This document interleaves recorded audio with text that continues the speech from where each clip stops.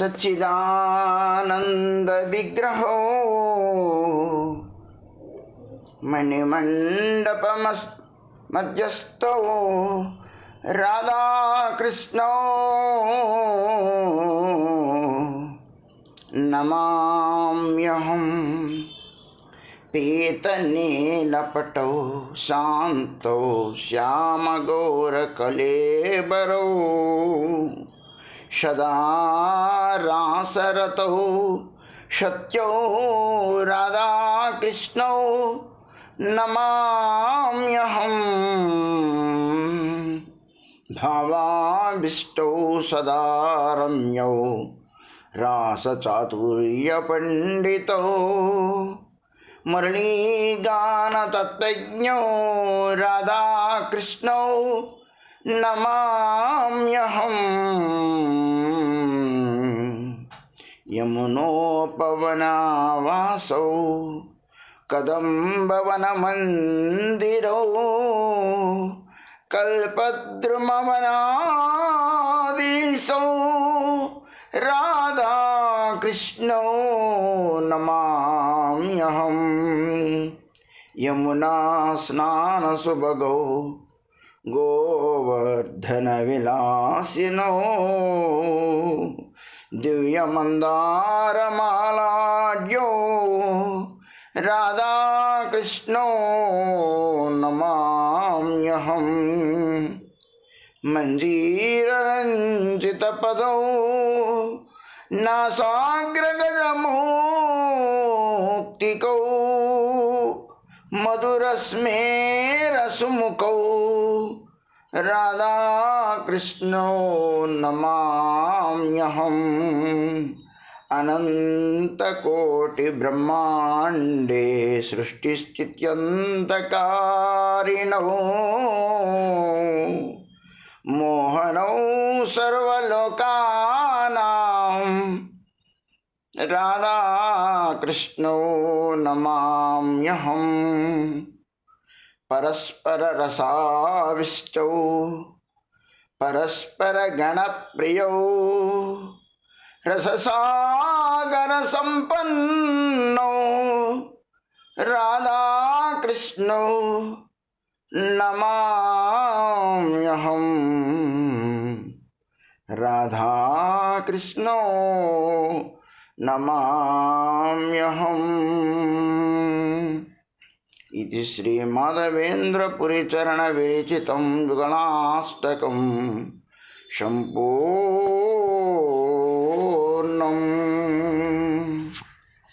हरे कृष्ण कृष्ण कृष्ण हरे हरे, हरे राम राम राम हरे हरे। अयि दीन दयार्थनाथ हे मधुरानाथ, कदावलोक्यसे हृदयं तदलोककातरं दयित भ्राम्यति किं करोम्यहम्। ओहो विधातस्तव न क्वचिद्धया संयोज्य मैत्र्या प्रणयेन देहिनः तां साकृतार्थान् वियुनं क्षपार्धकं विक्रीडितं ते अर्भकचेष्टितं यथा। हरे कृष्ण कृष्ण कृष्ण हरे हरे, हरे राम राम राम हरे हरे। ప్రియ భక్తులందరికీ ప్రణామములు.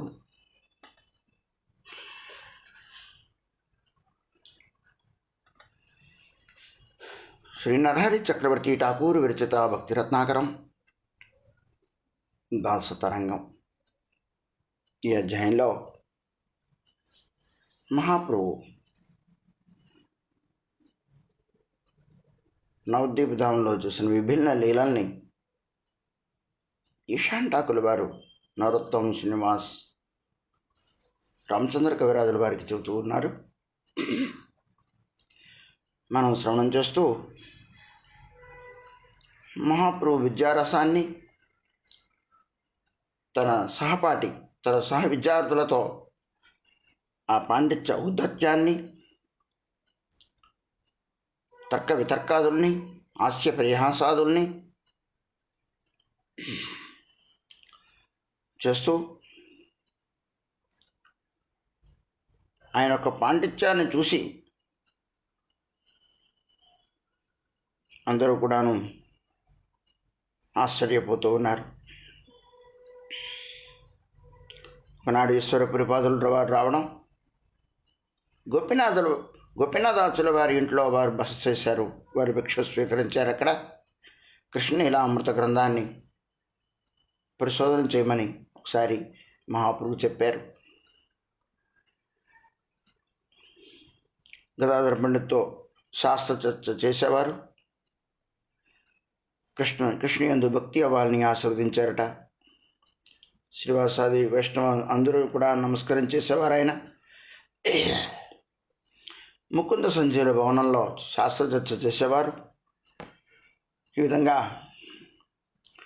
ఎల్లప్పుడూ తన సహపాఠులతో హాస్య పరిహాసములతో చక్కగా సంతోషంతో ఎల్లప్పుడూ మెలుగుండేవారు. ఒకనాడు ఈ విధంగా మహాప్రభు శాలవాని ఇంట్లో వస్త్రాలని ఆయన ధరించడం, గొప్ప వధువుల ఇళ్లలో వెళ్ళి 10 పాలు పెరుగు స్వీకరించడం, మాలాకారుని ఇంట్లో వెళ్ళి మాలాదుల్ని గ్రహించడం, తాంబూలి కారుని దగ్గరికి వెళ్ళి తాంబూలాన్ని స్వీకరించడం, అలానే శంఖమణికుని దగ్గరికి వెళ్ళి శంఖాలని స్వీకరించడం, ఈ విధంగా విభిన్నమైన లీలను చేస్తూ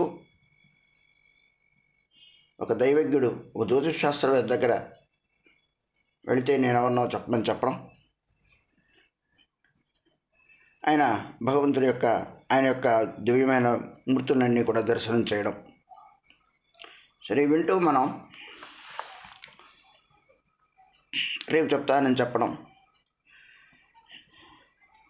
श्रीधरेरु संगे प्रभु जतो रंग करे याक मुखे तहा के हो कोई ते न पारे नवदीप भ्रमण कुरिया विश्वंबर सभास ये पते गेला निज घरो.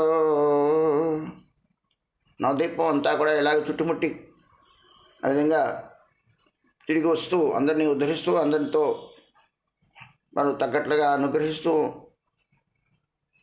ఆయా వ్యక్తులతో ఆ విధమైన గౌరవ మర్యాదలను ఇస్తూ శ్రీధర పండితుల దగ్గరికి వెళ్ళారు. ఆయనతో పాటు హాస్య పరిహాసం చేసేవాడు. ఆయన వయసులో పెద్దవాడు. ఆ విషయాన్ని చెప్పనలవి కానిది అంటున్నారు మన ఈశాన్ ఠాకూర్ వారు వాళ్ళతో. ఈ విధంగా నవద్వీపాన్ని భ్రమణం చేస్తూ విశ్వంభరుడు అందరితో చక్కగా మాట్లాడి ఇంటికి చేరుకునేవారు. ఈ మార్గంలో వచ్చారు. యుద్ధ కామ లీలాది వచనేరు దూర్ శిశబ కొరెను సభే జైచా ప్రభుర్ ఈ రాజపతే ప్రభుర సచిరనందన్ భువన మోహన వేసే కొరయ భ్రమన్ अकस्मात श्रीवास पंडित सने देखा तार सने जतो कथा नहीं तार लेखा. युद्ध काम लीला आदि वचनेर दूर.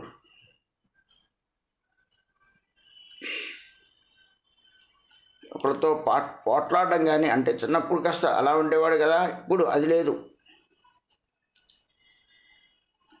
ఎలాంటి స్త్రీలతో ఇచ్చేయడం కానీ అలాంటివి ఏమీ లేవు. అసలు లేకపోవడం కాదు, వచనేర్ దూర్, నోటితో ఆ విధమైన మాటలు కూడా మాట్లాడేవాడు కాదుట. ఈ విధంగా ఈ యొక్క రాజమార్గంలో శచీనందనుడు భువన మోహన వేషంతో పరిభ్రమణం చేసేవారు. అకస్మాత్తుగా శ్రీవాస పండితుల వారి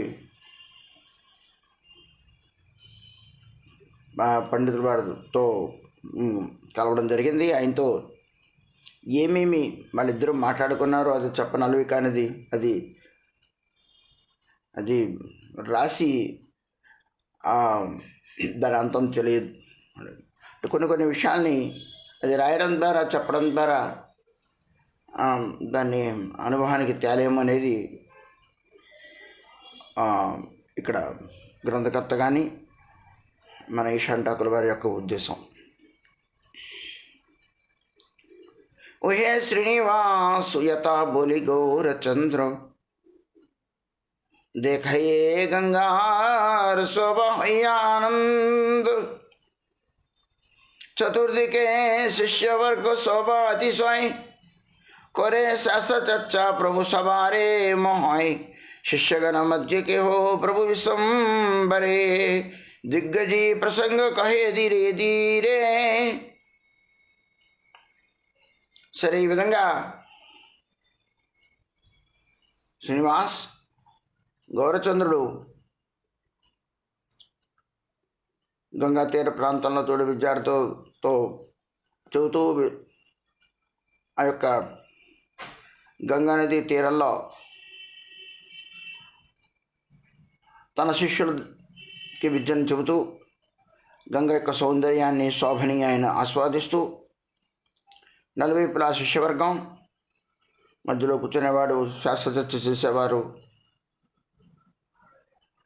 ఇంతలో శిష్యుల మధ్యలో దిగ్విజయ పండితుడు మన ఊరికి వచ్చాడు అన్న విషయాన్ని నిమాయ పండితుడు చెవులోకి వెళ్ళింది. సరస్వతీ దేవి వక్త రజుఫ్మాయి సర్వత్ర కురియాజే ఆయల నదియాయ్. ఆ పిల్లలు ఏమన్నారు అంటే,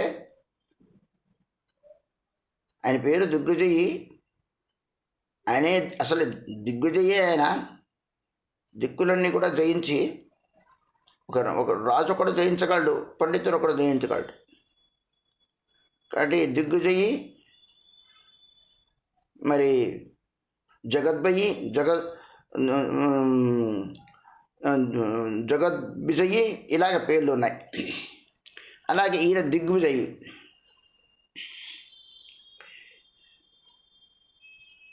భువనద్వయి, భువన జయి, ఇలాగా. అలాగా ఈయన దిగ్విజయి. పండితులైన వాళ్ళు కలుగులో ఎలకలాగా దారి ఉండేవారట. ఈయన చూస్తే అంత భయపడేవారట. అంత ఆయన ముందు వచ్చేవాళ్ళు కాదుట. ఆయన ప్రభావం అలాంటిది. శిష్యులందరూ కూడా చెప్పుకుంటున్నారు, సరస్వతీదేవి ఈయన జిహ్వ మీద కూర్చుంటుందిట, ఈయన సరస్వతి ఉపాసకుడు. మరి అంతా కూడా జయించి నదియాకు వచ్చాడు. నవద్వీపం కూడా ఎప్పటి నుంచో చాలా ప్రఖ్యాతిగాంచింది, పండితులందరూ ఉంటారు అని. ఉజ్జయిని, నవద్వీపం, పూరీధామం, నాలుగోది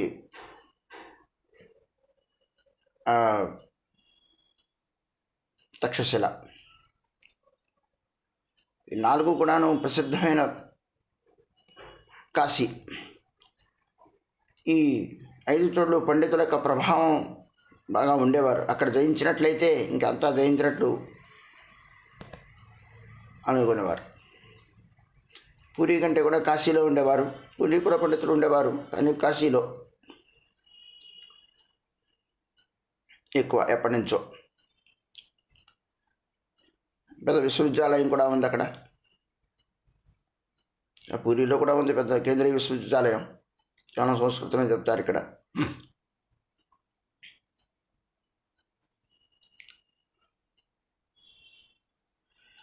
సరే,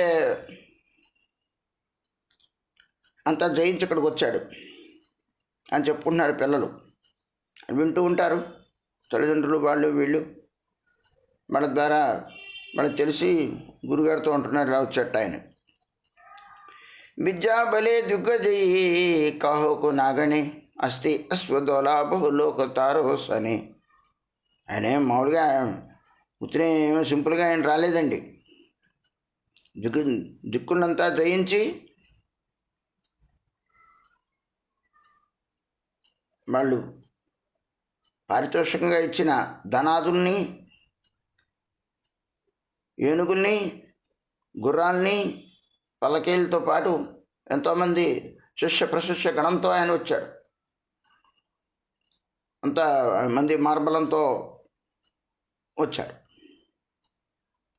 రాజులు పండితుల్ని పోషించేవారు, గౌరవంగా చూచేవారు. ఒక పద్యం చెబితే చాలు ఇనాములు రాసిచ్చేవారు. వాళ్ళందరూ సాహిత్య ప్రియులై ఉండేవారు. కృష్ణదేవరాయలతో పాటు భాషని, సంస్కృతాన్ని ప్రోత్సహించేవారు, గ్రంథాన్ని ముద్రించేవారు. వాళ్ళందరూ కూడాను రసిక ప్రియులై ఉండేవారు.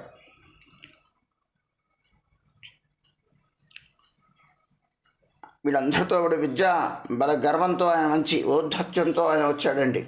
మంచి దర్పం అంతా కనబడుతోంది అక్కడ అని చెప్తున్నారు పిల్లలందరూ. నవద్వీపే బడ అధ్యాపకగను హైలో సభార ప్రతి చింతాయుక్తము. నవద్వీపంలో ఉన్న అధ్యాపకులకు అందరికీ కూడాను ఉణుకు పుట్టిందిట.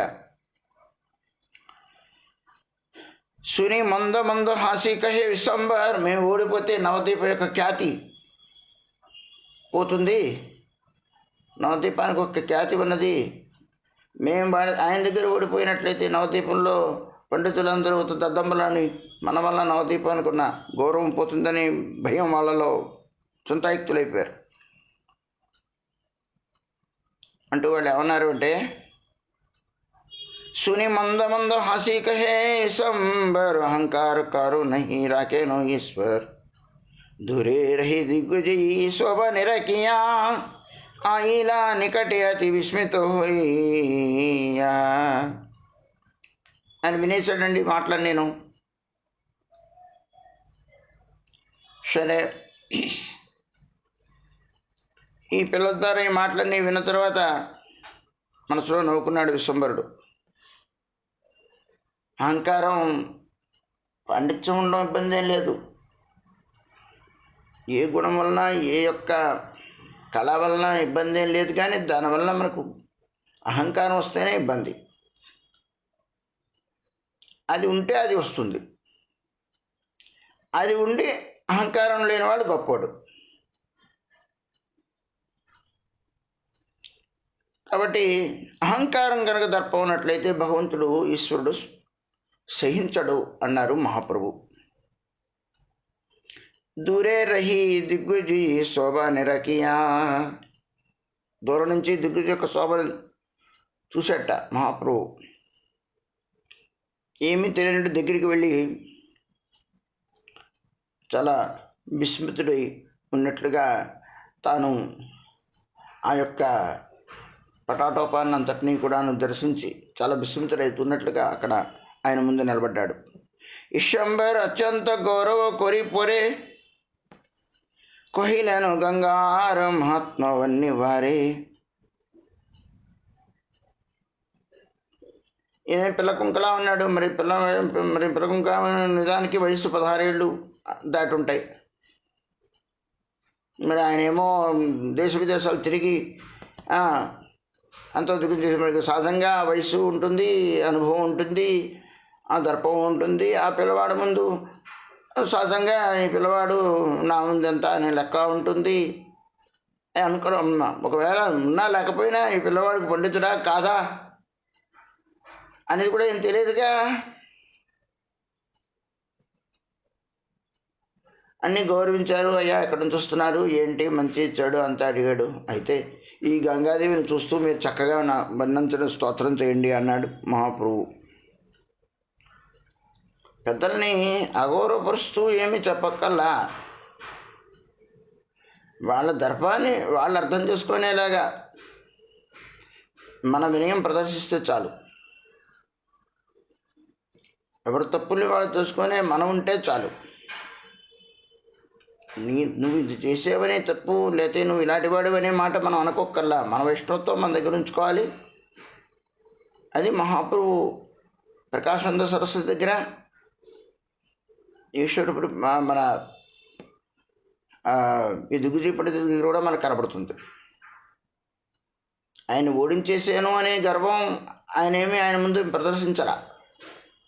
ఎంతో మంది దగ్గర నేను తిరిగి ఓడిపోయాను అని తాను, అదేమిటి నేను ఇక్కడ ఓడిపోయాను అని తాను దిగులు చెందేలాగా మహాప్రభు ఆయనతో వ్యవహరించారు. అక్కడ అమర్యాద కానీ, అవహేళన కానీ, ఎగతాళి కానీ, చిన్న చూపు కానీ చేయలే. సబ్జెక్టు కలిగిన వాడిననే గౌరవం ఆయనకుంది. అయితే ఈ సబ్జెక్ట్ ఇచ్చాడు ఆయన, మీరు ఈ గంగ గురించి మీరు వర్ణించండి, అది నాతో వాదించండి, తర్కించండి, ఇలా చెప్పలేదు. గంగ గురించి వర్ణించండి అని చెప్పాడు. సరే, గంగా మహత్యాన్ని వర్ణిస్తూ दिग्गजी महादर्पे बहुश्लोक कोयलो संबर तार व्याख्या कुरिते बोलिलो अतिशय कठिन श्लोकारुगम्य नहे हासी दिग्गजी निजल श्लोक अर्ध कहे గడగడగడగడ అనా మామూలు విషయం కాదండి. అదేం చిన్న విషయమేం కాదు. మహాప్రభు దగ్గర చిన్న విషయం అయితే వచ్చేమో కానీ మనబోటి వాళ్ళ దగ్గర అసలు అగమ్య వచ్చనం. ఒక మాట మాట్లాడాలంటే, ఒక గ్రంథంలో పుస్తకం రాయాలంటే ఎన్నో గ్రామటికల్ అన్నీ చూసుకుంటూ మనకు మాట్లాడడం రాదు, రాయడం రాదు. ఒక శ్లోకం వల్ల వేయడం, శ్లోకాన్ని అక్కడక్కడే కట్టి చందోబద్ధంగా చెప్పడం అనేది ఏం చిన్న విషయమేం కాదని. దాంట్లో అలంకారాలు చూడాలి, ప్రాస చూడాలి, అక్షరాలు చూడాలి, ఛందస్సు చూడాలి, అర్థవంతమైందా కాదా లేదా చూడాలి. డబుల్ దాని అంటారు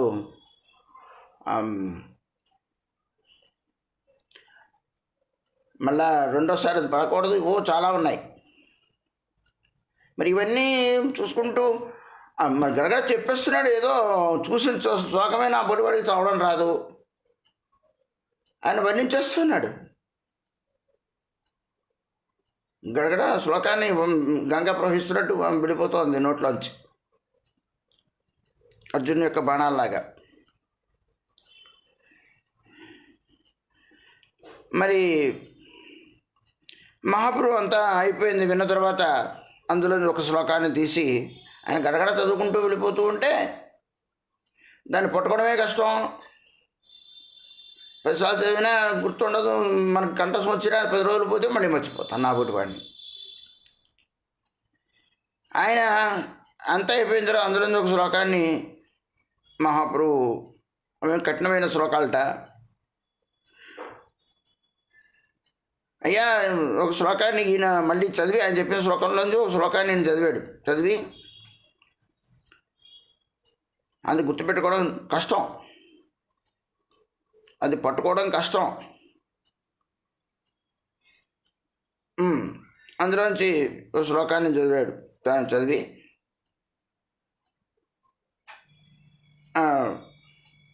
అయ్యా, ఈ శ్లోకానికి మీరు వ్యాఖ్యానం చేయండి అన్నాడు ఆయన.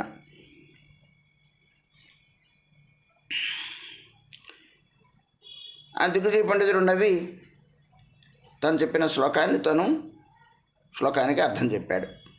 శ్లోకో అర్ధ కోరి విప్రభయలో అవసర్ శ్లోక ఆది మధ్య అంతే దోషే విశ్వంబర్ దిగ్గజీ పరాభో అయ్యా చింతై తదాపి గౌరవ రాకే సచిరోతనై.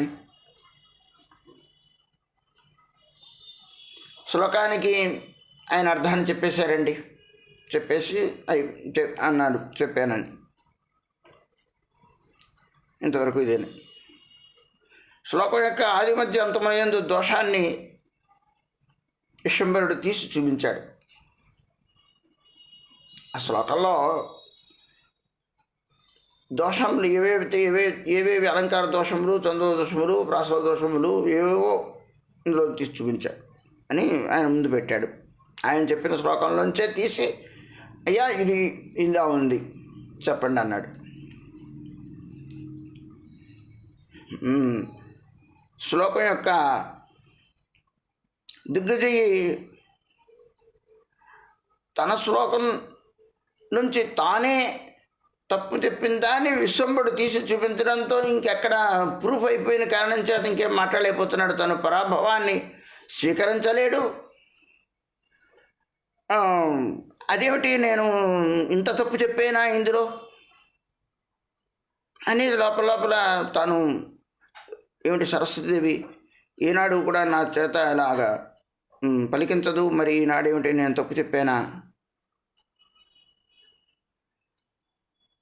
అని లోపల లోపల చింతాగ్రస్తుడు.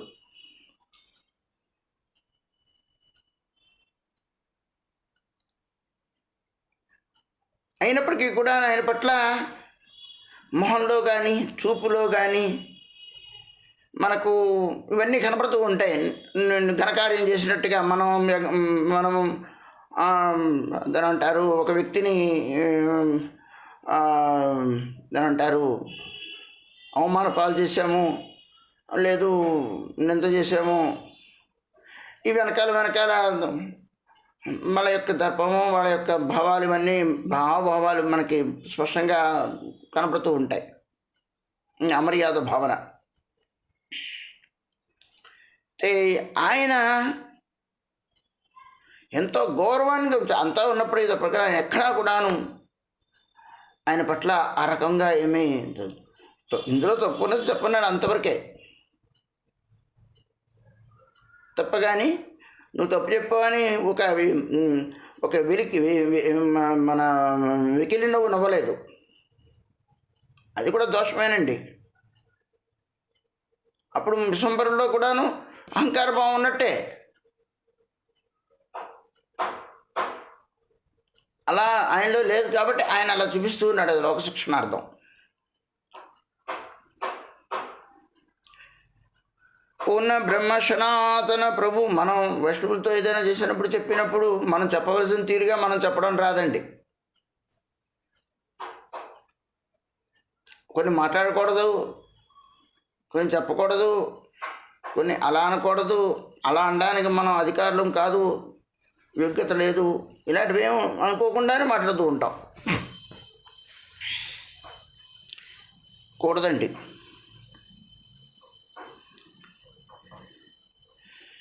పూర్ణ బ్రహ్మ సనాతన ప్రభు గౌరరాయ్ హేన జ్ఞాన్ హలో సరస్వతి కృపాయ్. పూర్ణబ్రహ్మ సనాతనుడు గౌరచంద్రుడు అనే జ్ఞానం ఆయనలో సరస్వతి కృపతో ఆయనకి కలిగిందిటండి. ఆయన ఆ స్పృహాన్ని పొంది ఉన్నాడు. నా ఎదురుగుండా ఉన్న వ్యక్తి, కనబడుతున్న వ్యక్తి సామాన్యమైన వ్యక్తి కాదు. ఆయన పూర్ణబ్రహ్మ సనాతనుడనే ఆ యొక్క స్ఫూర్తిని కలిగింపచేసిన, ఆ యొక్క ఇన్స్పిరేషన్ని, ఆ రకమైన భావాల్ని ఆయనలో చేసింది సరస్వతీదేవి. సరస్వతి కృపలను పొందాడు ఆ దిగ్గజయ పండితుడు. దిగ్గజయి ప్రభుపదే లైల శరణ్ కృపాకరులో ప్రభు నా హైవర్ణన్. దిగ్గజయ పండితుడు దోషాన్ని ఒప్పుకున్నాడు, పరాభవాన్ని అంగీకరించాడు, శరణొచ్చాడు, మహాపురుషు కృప చూపారు. చాలా ఆయన ఏదో కృప చూపినంత మాత్రం చేత ఆయన ఆ ప్రభావాన్ని స్వీకరించినంత మాత్రం చేత తన శిష్యుడిని ఏం చేసేసుకోలేదండి. ఆయనలో నేను మహాపండితుడను అనే అహంకారం ఉంది, అది పోగొట్టాడు. అది తానేం పోగొట్టాలని అనుకోలేదు, తాను తెలుసుకునేలాగా చేశాడు. అంతకంటే పండితులు చాలామంది ఉంటారు. నాదంతా అనేది తనకు తాను తెలుసుకునే, ఆయన ఏం చదువుకున్నవాడు, శాస్త్రం చదివినవాడు, విద్వత్తు ఉన్నవాడు, తెలియనివాడు కాదు. అంత పాండిత్యం మనకేదో కాస్త ఉంటేనే చాలు వెర్రితెల వేసేస్తూ ఉంటాం. అంత పాండిత్యం ఉన్నవాడు, సర్వశాస్త్రం ఉన్నవాడు, అనర్గళంగా చెప్పినవాడికి ఉండదా అండి?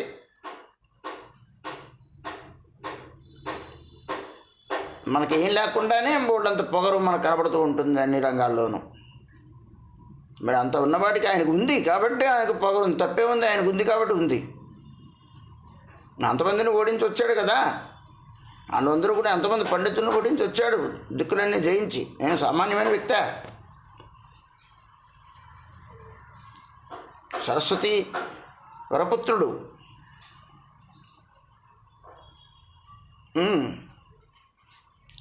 ఆయన ఏమీ సామాన్యమైన వ్యక్తి కాదు.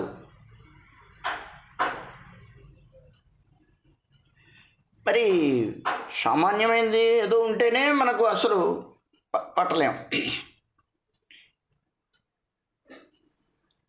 మరి ఆయనకి ఆ మాత్రం ఎందుకు ఉండదు? కానీ శాస్త్రం చదివినందుకు ఉద్దేశం భగవంతుని ఆరాధించడం అని, ఉత్తినే జయపత్రాలని పొందడం గురించి కాదు అనేది మహాపురువు మనకు చెబుతూ ఉన్నారు ఆయన మాధ్యమంలో. మనము పెద్దల దగ్గర మనం అలా గౌరవించడం, అలా గౌరవంగా ఉండడం మనకు తెలియలేదు కదా. అంత పండితుడైన వాడు ఆ పిల్లవాడి దగ్గర, మరి ఇప్పుడు పిల్లవాడి రూపంలోనే ఉన్నాడు అక్కడ, పిల్లవాడి దగ్గర మరి పరాభవాన్ని స్వీకరించాడంటే మరి ఆయనలో ఎంత గొప్పతనం ఉంది.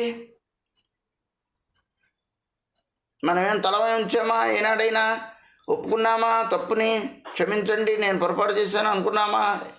అనగలుగుతున్నామా? వాళ్ళ దగ్గర తప్పు చేసినా వాళ్ళు నీ పట్ల గౌరవంగానే ప్రేమగానే ఉంటున్నారు. ఎందుకంటే వాళ్ళు ఎలా ఉన్నారు, వాళ్ళు అలా ఆచరించారని వైష్ణవుడైన వ్యక్తి ఆచరించడు కదా. కానీ మనకు అర్థమైందా? అర్థం కాల. పోన్లే నేను అలా ఉండలేకపోయాను అనుకుంటున్నామా? లేము. కానీ దిగ్విజయ పండితుడు పరాభవాన్ని స్వీకరించి శరణొచ్చి మరి ఆ యొక్క ఉండారు. మహాప్రభు ఆయన కృపను చూపారు. అదనమాట ఇక్కడ మనకు కావాల్సింది. అంత ఉన్నప్పటికీ కూడా ఆయన ఒప్పుకున్నాడు. అది పండితుని యొక్క గొప్పతనం. అందులో నిజంగా పండితుడే ఆయన. అంత ఉన్నప్పటికి కూడాను తప్పు చెప్పేటప్పటికల్లా ఒప్పుకున్నాను. తప్పు చెబితే ఒప్పుకోమే. దిగ్గజయీ వైష్ణవ సాంప్రదాయం మధ్య హాయ్ కేశవ కాశ్మీర్ నామ్ దియే పరిచయ్. దిగ్గజయ పండితుడు నింబార్క సాంప్రదాయ భక్తుడు. కేవలం పండితుడు కాదండి, ఆయన నింబార్క సాంప్రదాయంలో వాడు. ఆయన పేరు కేశవుడు అనమాట, కేశవ భట్టు. కాశ్మీరీ వాసి కాబట్టి, కాశ్మీరీ దేశస్థుడు కాబట్టి అక్కడి నుంచి వచ్చిన వ్యక్తి కాడు కేశవ కాశ్మీరీ అని పేరైంది. నింబార్కాచార్య వారు ఆంధ్రదేశస్థుడు. నింబార్క సాంప్రదాయానికి పుట్టుక ఆంధ్రదేశం. ఎందుకంటే ఆచార్యుడు పుట్టింది, నింబార్కాచార్య వారు పుట్టింది మునిపల్లి అని ఆంధ్రదేశం. కానీ ప్రాచుర్యాన్ని పొందింది ఉత్తర దేశంలో.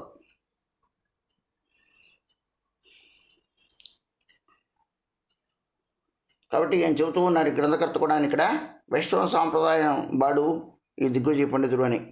ఆయన పేరు కేశవ కాశ్మీరీ నామోదియే పరిచయ్ श्री नारायणेर शिष्य हम सो यही प्रचार सनकादि चतुस्सनहन शिष्यतार शनकेर शिष्य नारद महाशय तार शिष्य निंबादित्य गुणेर आलय.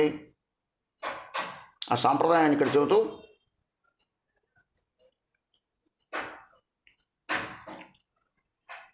శ్రీమన్నారాయణుడు అంశావతారాన్ని ఎత్తారు. అంశరూపం ఎత్తిన నారాయణ యొక్క శిష్యుడు శనక సనందనాథులు, చతుస్సనులు ఆయన శిష్యులు. చతుస్సనుల శిష్యుడు నారదుడు. నారదుని యొక్క శిష్యుడు నింబాదిత్యుడు. నింబాదిత్యేరు శిష్యాచార్యో శ్రీనివాసైలో సర్వత్ర జార మహిమా ప్రకాష్. ఈ నింబాదిత్యుని యొక్క శిష్యుడు శ్రీనివాసాచార్యుడు శ్రీనివాసుల యొక్క మహిమ సర్వత్రా కూడాను విదితం. ఆయన శిష్యుడు విశ్వాచార్యుడు, అలానే ఆయన శిష్యుడు పురుషోత్తమాచార్యుడు, విలాసాచార్యుడు, స్వరూపాచార్యుడు, ఇవన్నీ కూడాను వాళ్ళ శిష్యులు అనమాట. తర్వాత శిష్యులు వారి శిష్యులని పరంపర. ఇక్కడ స్వరూపాచార్యుడు, తర్వాత మాధవాచార్య వర్యుడు, అలానే భద్రాచార్యుడు,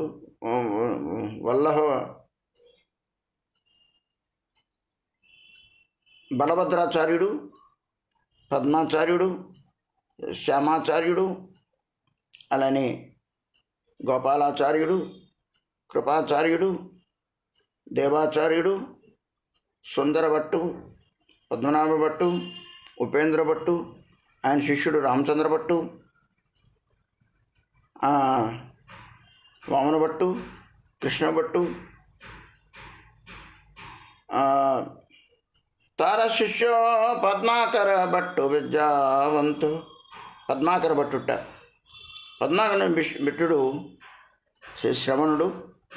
శ్రవణ భట్టు, ఆయన శిష్యుడు భూరి భట్టు, ఆయన భట్టు మాధవ భట్టు యొక్క శిష్యుడు శ్యామ్ భట్టు యొక్క శిష్యుడు గోపాల భట్టు యొక్క శిష్యుడు బలభద్ర భట్టు, ఆయన శిష్యుడు గోపీనాథ భట్టు, కేశవ భట్టు. ఈ కేశవ భట్టుని యొక్క శిష్యుడు గోకుల భట్టు యొక్క శిష్యుడు తారో అతి ప్రియ శిష్యు కేశవ కాశ్మీర్. ఆయన పేరు కూడా కేశవుడు అండి. కాశ్మీర్ నుంచి వచ్చాడు, కేశవుడు అయ్యాడు. ఈ గోకుల భట్టు యొక్క గురువుగారు పేరు కూడాను కేశవ భట్టుడే. ఈయన కేశవ ఉన్న కారణం చేత ఈ కేశవ భట్టు ఆ కేశవ భట్టు ఒకటైపోతుందని అప్పుడు ఈయనకి కాశ్మీర్ నుంచి వచ్చినవాడు కాబట్టి కేశవ కాశ్మీర్ అని పెట్టారు. ఈయన పేరు కేశవుడే కాబట్టి కేశవ కాశ్మీర్. గోకుల భట్టు యొక్క శిష్యుడు కేశవుడు, కాశ్మీర్ నుంచి వచ్చినవాడు కేశవ కాశ్మీర్ అని పెట్టారు. సరస్వతీ దేవీరు కొరియా మంత్రజప హైలు మహావిద్య స్ఫూర్తి బాడీలో ప్రతాప్. ఈయన సరస్వతీదేవి ఉపాసకుడు, మంత్రజపాన్ని చేసి సర్వ విద్యల్ని కూడా కరతలామనుకున్నాం చేసుకున్నాడు. సర్వ దిగ్విజయ కొరి దిగ్విజయ ఖ్యాతి కాశ్మీరు దేశస్థో అతి దేశస్థ విప్రజాతి. ఈయన దిగ్విజయాన్నంతా పడి దిగ్విజయి అని పేరు పొందాడు. ఈయన అసలు పేరు కేశవుడైతే కాశ్మీర్ నుంచి వచ్చిన కాబట్టి కేశవ కాశ్మీర్ అయితే అది పోయి ఇది పోయి చివరికి దిగ్విజయం మిగిలింది. ఎందుకంటే ఆయన ముందు ఇక ఆ టైంలో ఎవరూ లేరు ఆయన ముందు, అంత దిగ్విజయ పండితుడు ఆయన గారు. ఈయన కాశ్మీర్ దేశంలో ఒక శిష్టాచార సంపన్నుడైన విప్రజాతిలో బ్రాహ్మణ కులంలో పుట్టినవాట. అతి సుభక్షణే నవదీపేతే ఇలా సభత్యాగ కోరి ప్రభు ఆజ్ఞాయ చొలిలా. ఒక శుభముహూర్తంలో నవదీపాన్ని రావడం జరిగింది. ఆయన సర్వత్రా కూడా విజయం చేస్తూ అంతా కూడాను ఈ యొక్క దర్పాన్ని, ఈ పటాటోపాన్ని అంతటిని కూడాను ఆయన ఛేదించిన వాడే సంపూర్ణంగా. మహాప్రభు ఆజ్ఞ ఆయన తన జీవితాన్ని కొనసాగించారు. కేశవ కాశ్మీర్ దిగ్విజయ లజ్జా అయితే వన్నిలీలా భోగోలగు కేశవ నమేతే. దిగ్విజయీ కేశవ కాశ్మీర్ భాగ్యవంతో డూబిలేను శిశుకే కొహితే నాయంతో. చూడండి, తన యొక్క ఆ యొక్క విద్యా దిగ్విజయాన్ని పొందినవన్నీ ధన సంపాదనలన్నింటినీ కూడా పూర్తిగా ఆయన ఛేదించిన వాడే పూర్తి సర్వసంగ పరిత్యాగ అయిపోయాడు. అంటే పూర్తిగా ఆ యొక్క పాండిత్యం నుండి ఆయన కృష్ణ భక్తిలోకి మరలిపోయాడు.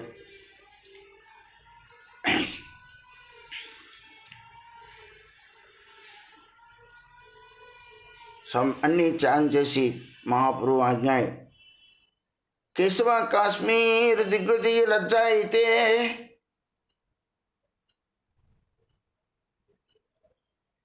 కేశవ కాశ్మీర్ని ఎవరైనా దిగ్విజయ అంటే ఆయనకు సిగ్గుపడేవాట. ఇదివరకు దిగ్విజయ అంటే పొంగి పొర్లిపో మనస్సు మనకందరికీ ఉంటుంది. అంటే ఎప్పుడైతే తాను తెలుసుకున్నాడో మహాప్రభు కృపతో, ఆ దిగ్విజయ అయిన మాట ఎవరైనా అంటే తాను మనసులో నిందించుకునేవాడు. వన్నీ లీలా భో లఘు కేశవ నమితే, నేను చాలా చిన్నవాడిని, లఘు కేశవ్. కేశవ్ దిగ్విజయ్ కాదు, లఘు కేశవ్. దిగ్విజయ్ కేశవ కాశ్మీర్ భాగ్యవంత డుబిలను శిశుకి కహితేనే అంత निमाय रस्ताने दिग्विजय पराजय सर्वत्र विदित लोके यश घोषय. जे कहने से कहने मात्र यही कथा सुनी निमाय पंडित अध्यापक शिरोमणि. దేశమంతా లోకమంతా కూడాను జయించి వచ్చిన వాడు నిమాయ పండితుని యొక్క చేతిలో ఓడిపోతే ఇప్పుడు ఖ్యాతి నిమాయ పండితునికి ఆటోమేటిక్గా. అంతవాడు వచ్చినప్పుడు ఆటోమేటిక్గా ఓడిపోతే లోకమంతుని కూడాను అవునా అమ్మా పండితుడు ఓడిపోయాడు అన్న. అంతవరకు నిమాయ పండితుడు ఎలా ఉండేవాడు? 16-20 సంవత్సరాలు కుర్రాడు. ఆయన పేరు పెద్ద బయటికి ఆనాటు ఎందుకు వచ్చేది, నవదీప వరకు వచ్చిందేమో కానీ లోకమంతకి ఎందుకు తెలుస్తుంది తర్వాత. ఆయన మా పండితుడే అయినప్పటికి కూడాను ఆయన పాండిత్య ప్రకర్షణ ఏమి దిగ్విజయ పండితుడిలాగా ఏమి నాతో యుద్ధం చేయండి అని అక్కడికి వెళ్ళా. ఈ పండితుడు మరి ఎక్కడో కాశ్మీర్ నుంచి అటు వెళ్ళి మొత్తం దేశం తిరిగి వచ్చినవాడు. ఆయన గురించి అందరికీ తెలుసు. ఆయన గురించి ఓడిపోయాడు అని ఆటోమేటిక్గా దావాన్లాగా వ్యాపించేసింది. దిగ్విజయ పండితుడు ఓడిపోయాడు, ఎవరు నిమాయ పండితు ద్వారా. నిమాయట్ట నదీపల్లి ఓడిపోయాడు. ఆటోమేటిక్గా ఏమవుతుంది, నిమాయ పేరు బయటకు వచ్చేసింది.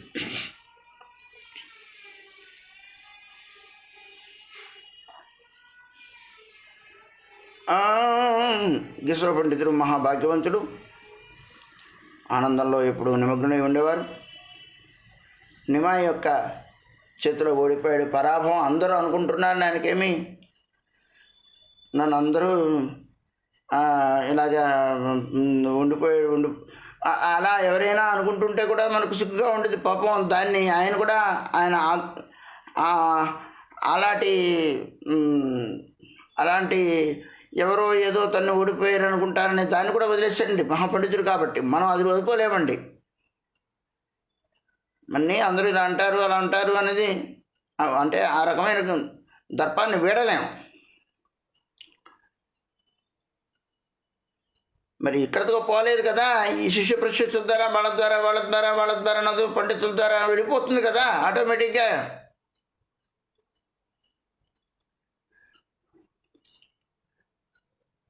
లోకమంతా కూడాను నిమాయ పండితుడి యొక్క యశస్సుని కీర్తిస్తోంది. ఎక్కడ పడితే అక్కడ నిమాయ పండితుడు అధ్యాపక శిరోమణిగా చెప్పుకుంటూ ఉన్నారు. ఆయనేమి నేను అధ్యాపక శిరోమణి అని ఆయన ఏమి టముకోయలేదు. ఆయన దగ్గర ఓడిచ్చేశారని ఈయన గర్వపడట్లేదు. ఈమెతో నానా రంగ కోరి గంగా తీరే స్వచ్ఛమై ప్రభు ఏ పోతే జాన్గరి. ఈ విధంగా నానా విధములుగా గంగా తీరంలో లీల చేస్తూ స్వచ్ఛమైన ప్రభు తన ఇంటికి చేరుకునేవారు. ఎకదినం ఎయి పోతే కొరితే గమన్ देखये सन्यासी ऐसनो 20 जन परमादरे से सकल సన్యాసి రే వివిధ సామగ్రి బుంజాయన లయ్యా ఘోరే. ఒకనాడు అలా వస్తూ ఉన్న సందర్భంలో ఒక 20 మంది సన్యాసులు ఒక గ్రూప్ వస్తున్నారనమాట. వాళ్ళందరినీ చాలా ఆదరించి వివిధ సామగ్రి అంటే భక్ష్యభోజ్యముల ద్వారా తృప్తిగా ఆయన భోజనం పెట్టాడు. ఇంటికి తీసుకెళ్ళి రండని. ఇక్కడ సన్యాసులు వచ్చారు అంటే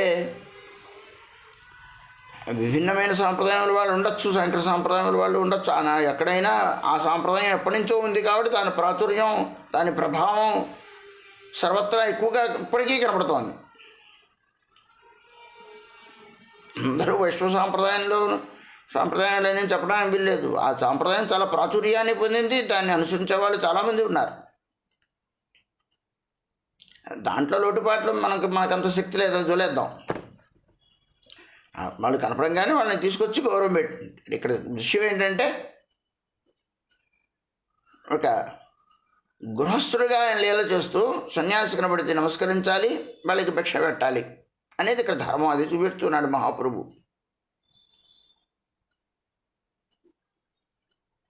వాళ్ళందరూ సర్వసంగ పరిత్యాగులు. సిద్ధాంతం వేడైతే ఏమైంది, సిద్ధాంతం వేరు, కానీ వాళ్ళందరూ సర్వసంగ పరిత్యాగులు కదా. అదనమాట ఇక్కడ గృహస్థులకు ధర్మం వాళ్ళకి భిక్ష పెట్టడం. తాను బ్రాహ్మణుడు అయితే పెట్టవచ్చు, బ్రాహ్మణుడు కాకపోతే తగు విధంగా సన్మానం ఇతర మార్గముల ద్వారా ఆత్మల్ని గౌరవించవచ్చు. అయితే నేను వైష్ణవత్వం పుచ్చుకున్నాను, బుట్టుగాడు పెట్టుకున్నానని వైష్ణవ కులంలో పుట్టకపోతే అలా మనం సన్యాసులు వీడి భోజనం చేయకూడదు. అందుకనే రామానందాచార్యులు వారు బ్రాహ్మణ ఇంట్లోకి వెళ్ళి భిక్ష తీసుకురమని చెప్పేవారట. రామానందాచార్యులు వారు బ్రాహ్మణ ఇంట్లోనే నువ్వు భిక్ష తీసుకో.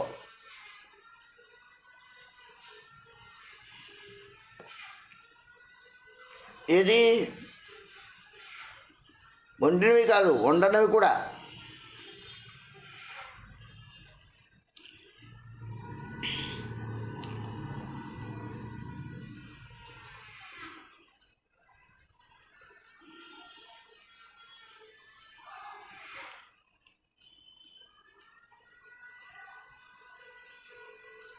इचे सदा सन्यासी रे करे न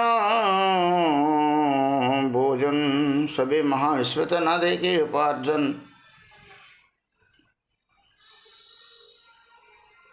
వాళ్ళందరూ ఈ విధంగా ఊర్లోకి ఎవరు వచ్చినా, సన్యాసులు ఎవరైనా వచ్చినప్పుడు వాళ్ళందరికీ భోజనం పెట్టేవాట తన ఇంట్లో. ఉపార్జన ఉందా అంటే ఏమీ, ఎక్కడి నుంచి సంపాదిస్తాడు, ఎక్కడి నుంచి పెడుతున్నాడు ఎవరికి తెలియదు. అందరూ విస్మితులు. వంగదేశే జాయితే ప్రభు ఇచ్చా హైలో, యాత్రా కోరి విప్రగృహి స్థితి కైలో. వంగదేశం వెళ్ళాలి, పూర్వ వంగదేశం వెళ్ళాలని మహాప్రభు అనుకున్నారు, సంకల్పించారు.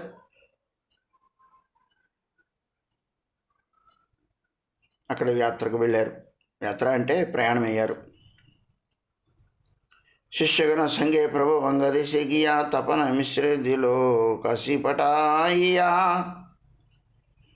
కాశీ మిశ్ర భవనానికి వాడు చిన్నగా వెళ్ళి అక్కడికి వెళ్ళారు. ఆయన తపన మిశ్రుని వారి ఇంటికి వెళ్ళారు. ఆయన ఎవరో ఈయనకి తెలియదు, ఈయన ఎవరో ఆయనకి తెలియదు. ఈయనకి తెలిసేమో ఆయన, కానీ ఆయనకి తెలియదు. శిష్య ప్రశిష్యులతో తపన మిశ్రుని గృహానికి వెళ్ళారు. ఆయన ఉద్ధరించి, ఆయన ఏదో ఎప్పటి నుంచో ఆయనకున్న ప్రశ్నని మహాపురు తీర్చి నువ్వు కాశీ వెళ్ళమని చెప్పారు. కాశీలో కలుస్తానని చెప్పారు. కాశీలో కలిసింది ఎప్పుడో సన్యాసం తీసుకున్న తర్వాత, ఎప్పుడు కొన్ని సంవత్సరాల తర్వాత. ఆయన ఇప్పుడే చెప్పారు, నువ్వు కాశీ వెళ్ళి నువ్వు కలుస్తానని. మహాప్రభు లీలాల ముందు నుంచే ఏర్పాటై ఉన్నది.